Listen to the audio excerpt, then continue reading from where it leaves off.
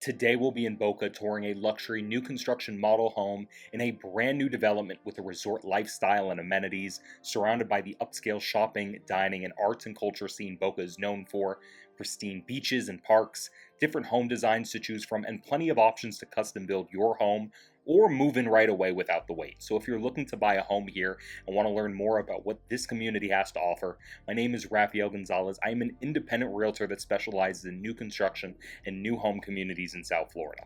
And I can personally assist and work with you throughout the process to find the right place to call home. So the home we're walking up to now is their Honolulu, which is their only two-story model with a 3-car front-load garage, which is so convenient to have with trucks or larger SUVs.